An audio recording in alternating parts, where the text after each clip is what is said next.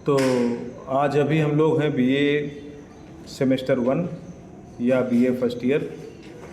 Intermediate के बाद जो बच्चे ग्रेजुएशन में प्रवेश लेते हैं उन बच्चों की क्लास है। और ग्रेजुएशन क्लास में ये बच्चे पॉलिटिकल साइंस विषय के साथ आगे बढ़ रहे हैं। और आज जिस दिन हम इनसे ये बात कर रहे हैं उस दिन तक लगभग 2-2.5 महीने का समय गुजर रहा है, या 2 महीने तो हो ही गए। तो 2 महीने में काफ़ी कोर्स भी हो गया। मुझे लगता है कि थियरी का पेपर भी 50% करीब हो रहा होगा, और प्रैक्टिकल का पोर्शन, प्रैक्टिकल का पेपर थियरी के पेपर से काफ़ी कुछ मैच करता है, तो उसको अब हम लोग उठाने वाले हैं। एक दिन बीच में हमने आपको संक्षेप में चर्चा की थी कि एनईपी में किस प्रकार से आपका कोर्स का डिज़ाइन है, कोर्स का मॉड्यूल है, और कैसे आपको उसे अटेम्प्ट करना है, और एनईपी और पूर्व की व्यवस्थाओं में क्या अंतर है और इसके पीछे क्या उद्देश्य और इरादा है। तो उन सारी बातों को जानना आपके लिए भी बहुत ज़रूरी है, ताकि आप उसके साथ उसी ढंग से कोप अप कर पाएँ, उसी ढंग से डील कर पाएँ और उसी ढंग से उसका लाभ ले पाएँ।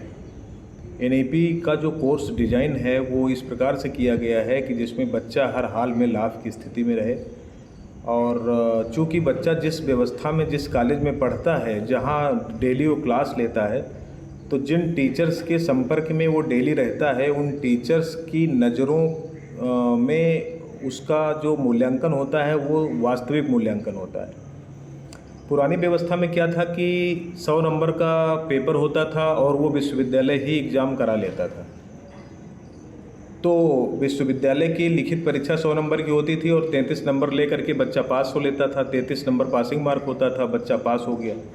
लेकिन एनईपी 2020 लागू होने के बाद उन्होंने क्या किया है कि लगभग सभी कोर्स में, सभी विषयों में उन्होंने 100 नंबर को 2 पार्ट में बांटा है। मतलब 3/4 और 1/4। तो 3/4 मार्क्स आपके यूनिवर्सिटी असेसमेंट से होते हैं, 1/4 मार्क्स आपके कॉलेज असेसमेंट से होते हैं। 100 नंबर का पेपर 75 नंबर और 25 नंबर में डिवाइडेड है। 75 नंबर का एग्ज़ाम आपका यूनिवर्सिटी लेती है क्वेश्चन पेपर के माध्यम से, और 25 नंबर का इंटरनल असेसमेंट होता है। इंटरनल असेसमेंट का मतलब होता है कि जिस सब्जेक्ट का आप इंटरनल असेसमेंट दे रहे हैं उस सब्जेक्ट का टीचर साल भर की आपकी एक्टिविटीज़, आपकी अटेंडेंस, आपकी उपस्थिति, आपकी एकेडमिक टेम्परामेंट, आपका एकेडमिक पार्टिसिपेशन क्लास में, आपकी सहभागिता क्लास में, आपका उपस्थित रहने का तरीका, या जो कुछ उसको समझाया जा रहा है बच्चे को वो कितना समझ रहा है। या कभी कभी किसी विषय का कोई प्रेजेंटेशन होता है, बच्चे उस प्रेजेंटेशन में आते हैं तो बच्चे का प्रेजेंटेशन कितना इम्प्रूव कर रहा है, बच्चा विषय को कितना पिकअप कर रहा है, इन सारी चीज़ों के माध्यम से। और इन सब के साथ साथ एक और महत्वपूर्ण इसमें बात आती है, वो है असाइनमेंट, जिसको सत्रीय कार्य बोलते हैं। सत्रीय कार्य एक बहुत महत्वपूर्ण कार्य है और बच्चे को अपनी प्रोग्रेस करने का एक बड़ा अच्छा अवसर है। अगर आप लोग गौर करें और देखें तो इग्नू जैसे जो कोर्स चलते हैं, इग्नू जैसे विश्वविद्यालयों में जो कोर्स चलते हैं, उनमें सत्रीय कार्य का बड़ा महत्वपूर्ण स्थान है।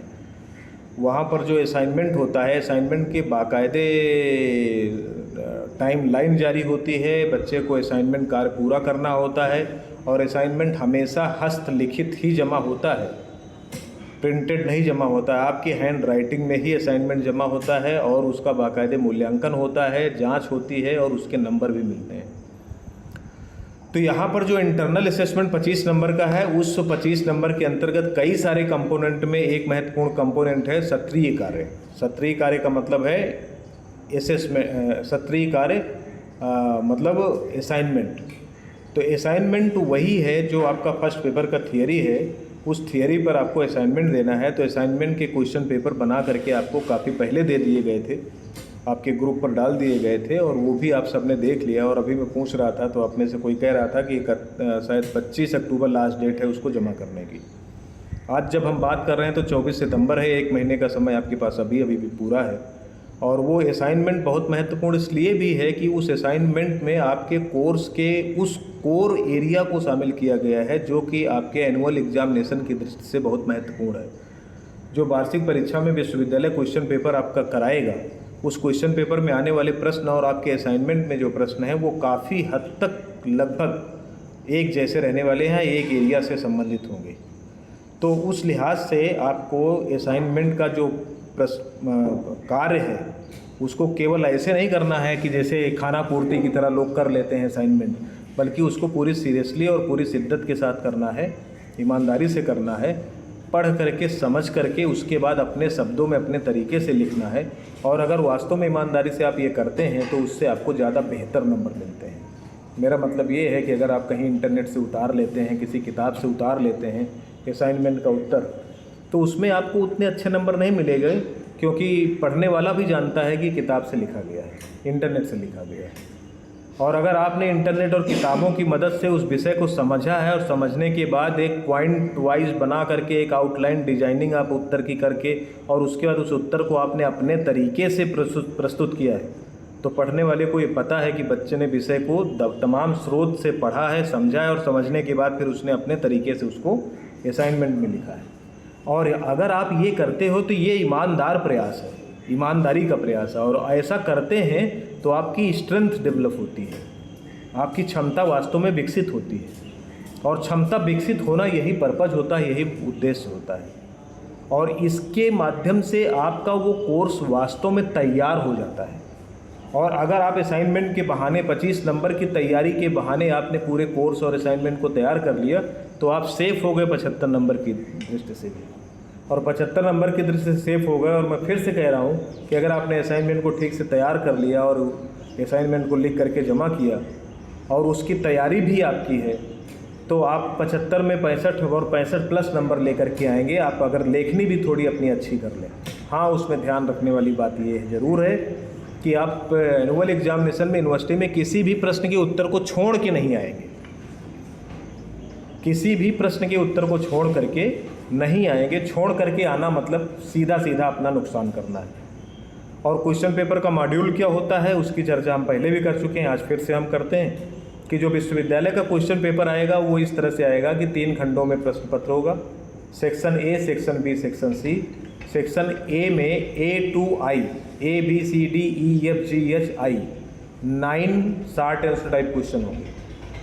लघु उत्तरीय प्रश्न 9 होंगे खंड आ में, और ये प्रत्येक प्रश्न 5 नंबर के पूर्णांक का होगा। तो इस प्रकार से सेक्शन ए टोटल 45 नंबर का होगा, 45 नंबर का सेक्शन ए होगा। और सेक्शन बी में 4 लॉन्ग आंसर टाइप क्वेश्चन होंगे, जिसमें से कोई एक जो आपका सबसे बेहतरीन ढंग से तैयार है करना है, और वो 15 नंबर का होगा। सेक्शन सी में लॉन्ग आंसर टाइप क्वेश्चन 4 होंगे, जिसमें से कोई एक वो जो आपका सबसे अच्छा तैयार है उसको अटेम्प्ट करना होगा, ये भी 15 नंबर का है। तो सेक्शन ए 45 नंबर का, सेक्शन बी 15 नंबर का, सेक्शन सी 15 नंबर का, और इनको जोड़ लो तो 75 नंबर का। तो इस प्रकार से 75 नंबर का क्वेश्चन पेपर आपके सामने आएगा। और इस 75 नंबर को अगर आपने सारे क्वेश्चन अटेम्प्ट किए और प्रश्न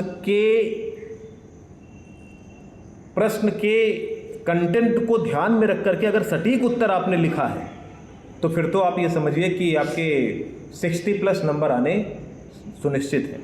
तो अगर थोड़ी सी गंभीरता, थोड़ी सी सेंसियरिटी या थोड़ा सा क्लास के साथ अपने ट्यूनिंग बना करके असाइनमेंट में दिए गए क्वेश्चन पेपर को सीरियसली ले करके आप काम करते हैं, तो इसमें कहीं कोई दिक्कत नहीं है कि आपको कहीं कोई समस्या आने वाली है। नंबर की दृष्टि से भी आप बहुत ऊपर होंगे, और यहाँ से समझ बूझ के लेवल पर भी आपका लेवल काफ़ी अपग्रेड हो जाएगा एक सेमेस्टर के बाद। और उसके बाद जब दूसरा सेमेस्टर आएगा तो आपको पता ही है कि बताया गया है कि वो सेकेंड सेमेस्टर इवेंट सेमेस्टर कहलाता है। और इवेंट सेमेस्टर के एग्जामिनेशन हमेशा ऑब्जेक्टिव पैटर्न पे होते हैं, और उसका पेपर भी अलग होगा।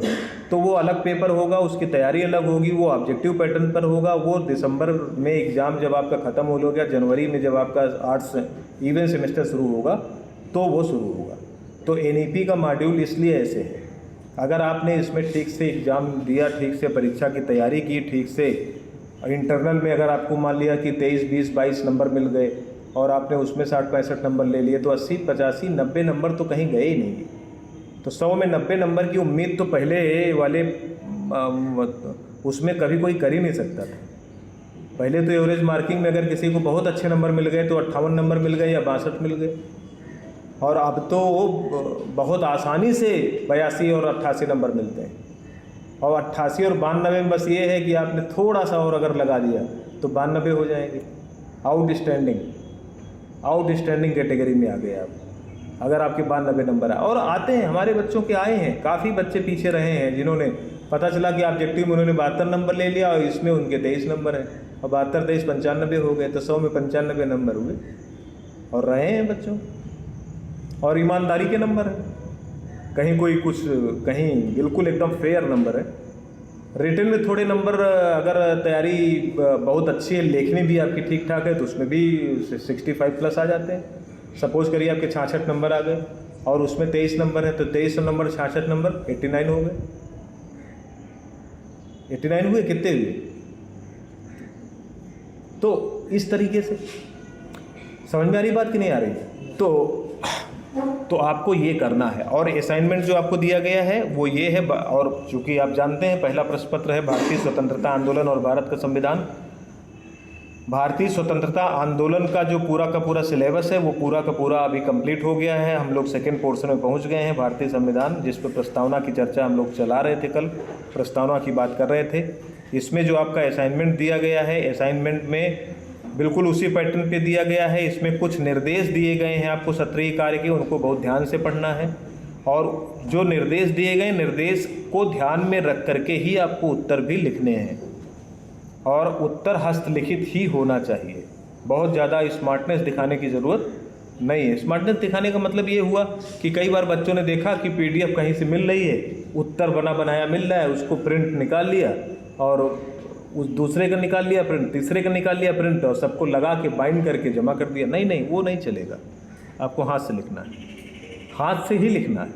क्यों? क्योंकि हाथ से एग्ज़ाम में भी लिखना है, तो किसी तरीके से नहीं। और आप इसको अपने ढंग से पढ़िए, पढ़ के समझिए, समझ करके लिखिए और लिख करके जमा कीजिए, ताकि आप में भी प्रगति हो और हमें भी थोड़ी सी आपके साथ आपको बेहतर होता देख करके प्रसन्नता महसूस हो। ठीक है। अब जो आपका असाइनमेंट दिया गया है, तो असाइनमेंट में आप ये देख रहे हैं कि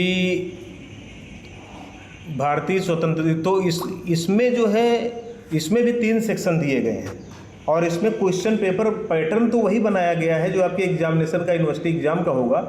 लेकिन हाँ, इसमें आपको चॉइस नहीं दी गई है, ये ध्यान रखिएगा, ये गलती वहाँ करिएगा नहीं।